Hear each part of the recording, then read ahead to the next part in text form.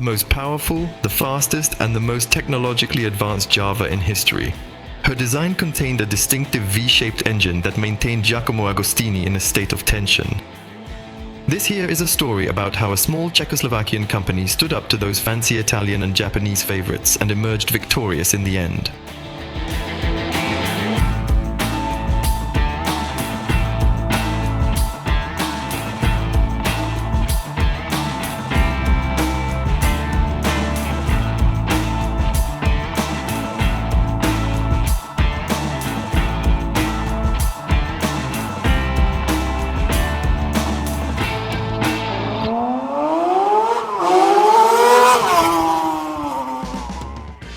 During the classic era of motorcycle racing in the 50s and 60s, Czechoslovakia was practically the only country that could stand up to the pressure from Italians and Japanese in the prestigious senior classes.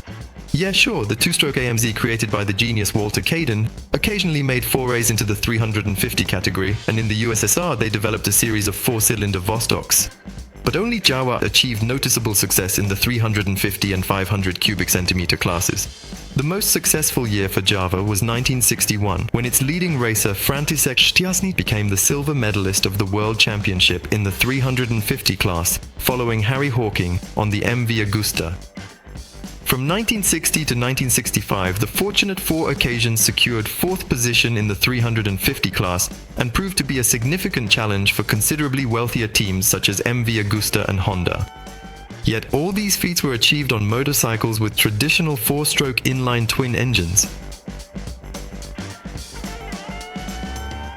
The Java constructor with Denek Tigi was one of the first in Europe to realize that the future belongs to engines of a different type and designed several racing two-stroke motorcycles, first single-cylinder machines, then V-twins air-cooled volumes. His masterpiece, Java 350-673. Featuring a remarkable quartet of liquid cooling, this groundbreaking innovation was introduced in 1967 at the Dutch TT in Asen under the skilled control of Gustav Gavel. But at first, the motorbike turned out to be extremely unreliable. Engine seized 3 times during practice and even in the race. Nevertheless, the four-cylinder Java was the pinnacle of technological thinking at the time. With its layout, it resembled the Yamaha V4, which dominated the World Championships in 1967 to 68. But the cylinder misalignment angle of 35 degrees was smaller than that of Yamaha, which provided a more advantageous aerodynamic profile. The most interesting thing is that the engine had 4 separate crankshafts, which were connected by a central spur gear that was sitting on an intermediate shaft.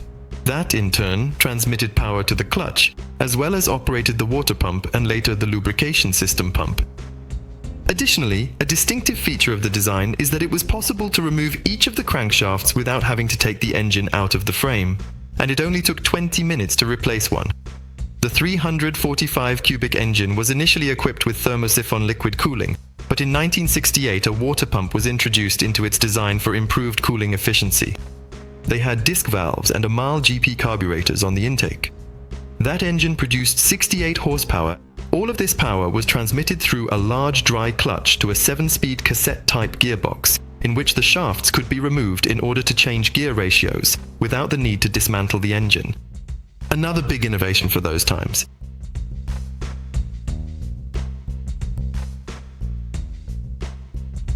In many ways, the cutting-edge unit for the 60s was built into a duplex steel tubular frame. Ahead stood a homemade telescopic fork. In the back, there is a suspension with swing arms made of oval-shaped tubes and 2 shock absorbers. The front brakes of this fairly heavy machine for its class, weighing 138 kilograms, were 4-piston drum brakes, while the back brakes were 2 pistons. For example, MV Agusta was a whole 10 kilograms lighter. I'm happy to report that weight wasn't a big deal for this bike because the powerful and nimble V4 engine was capable of accelerating the motorcycle up to 270 kilometers, which the riders took advantage of on straight sections. And what a sound he made! I recommend that you listen to this high-quality 2-stroke rumble with a genuinely sporty howl.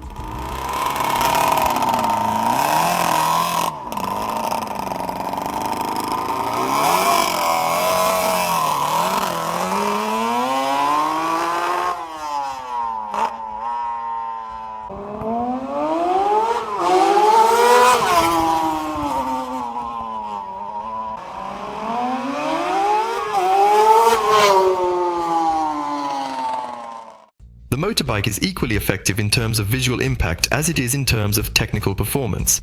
Simply observe the fuel tank and its streamlined, brand-colored contours.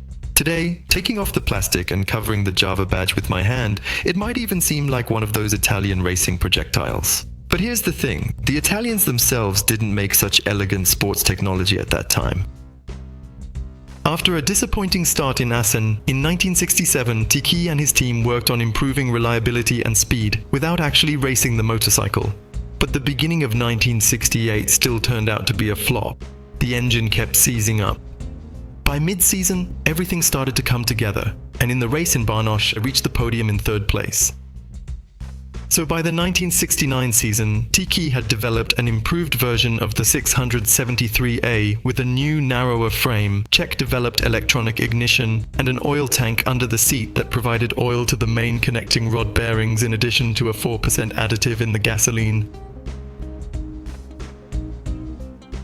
In winter 1969, Šťastný tested upgraded motorcycle on runways of Paris airport. After driving over 260 kilometers, the engineers gained confidence in the motorcycle's reliability and the prospect of winning the championship.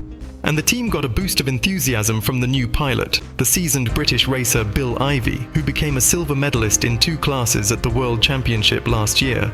Being 5 feet 2 inches tall and weighing around 110 pounds, Ivey was just the perfect pilot. On March 5th, Ivey took for a spin on the Brands Hatch track and immediately improved the lap record in a class by 1 second. But the debut in the race turned out to be not so exciting for some reason. But a month later at Hockenheim, Java showed its potential. This fast track couldn't have been a better fit for his high-revving engine. And even though Gastini won the race on MV Agusta, Ivey and Šťastný took the next 2 places. And to top it off, Ivey ran out of gas right at the finish line. The engineers couldn't properly calculate the fuel tank capacity simply because the motorcycle had never completed a full race before.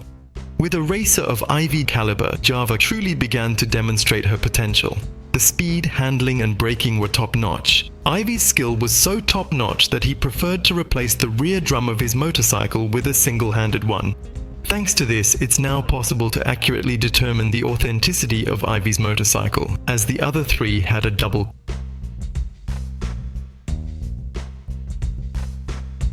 But there was still one significant drawback. The Jawa engine still had a tendency to seize up when the throttle was fully open.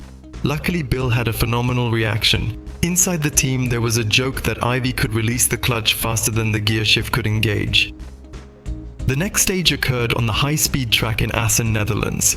Ivey qualified second after Agostini, overtaking him in the initial laps. But then, one cylinder stopped working on the Java and the Brit gave up the lead. But when the engine came to life, Bill started closing the 100-meter gap. The group of fans witnessed as the wild Italian and the little Brit raced down the track, closing the gap between them. On the 12th lap, Ivey takes the lead, and the fans are going absolutely nuts with excitement. Agustin tried his darndest, but just couldn't hold on to those tiny exhaust pipes of Java. Victory was almost in his pocket, but the engine switched back to 3 cylinders and Ivey let Agustin pass, coming in second.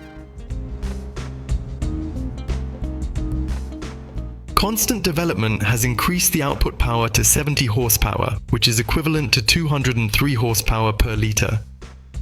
The advanced Java engine showed ambition in all its indicators, except reliability.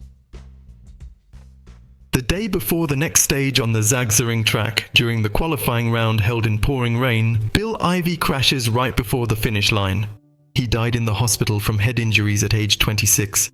Eyewitnesses said Ivey was either unfastening his helmet or adjusting his glasses, preventing him from engaging the clutch in time at a critical moment. The engine teardown revealed that the lower left cylinder bearing seized up. Ivey's death put an end to Java's plans to compete in the 500cc class. After the accident, the Italians from MV Agusta put the brakes on the development of the 6-cylinder engine that Gastini insisted on, fearing Java competition. Šťastný refused to go out to the start in the GDR. In a week, on the home track in Brno, Java invited to partner with an Australian, Jack Findlay. Sadly, on the first lap of qualifying, the foreign player fell and broke his collarbone. His motorbike ended up with the Italian Silvio Grossetti. He came to the finish line in a promising third place. Later, he will give first place to Phil Reed because of a simple mistake by Grossetti. In Yugoslavia, Silvio redeemed himself for his mistake by winning the qualification and leading the race from start to finish. At this stage, the Italian brought the first victory for the four-cylinder Jawa, the first and the last. After this win, Stiassny discovered that Ivey was receiving absurdly large sums of money, while after 15 years of collaborating with the factory racer, he was still only earning a modest salary as a Java employee. He felt offended, resigned, and proceeded to work as a television sports commentator for the TV network. In the next season, Grossetti even signed a contract with Jawa, but his best result was only third place in Yugoslavia. In the end, Silvio started performing worse and worse. The engineers never managed to solve the reliability issues with the Java engine, which continued to dangerously stall. New Zealand racer Ginger Malloy, following his inaugural and ultimate performance in Javo at Bern, made the following statement. "This machine no doubt is capable of beating Agostini on his MV Agusta, but don't expect me to smash it to pieces to prove it. After all that went down, Java decided to call it quits on participating in the road races. The only thing that is unclear is what caused such a sudden ending to such a vibrant story. Why didn't the constructors improve such a promising motorcycle? You know, it's crazy to think about how the team's fate could have unfolded and what kind of technologies those Java engineers would have come up with over the years, especially considering the solid technological foundation they had. And perhaps that is where the solution can be found. Perhaps Tiki and his team simply reached a technological impasse, or, for instance, the fault lay with subpar components or inadequate funding or some other factor. It is unlikely that we will ascertain the answer to that inquiry.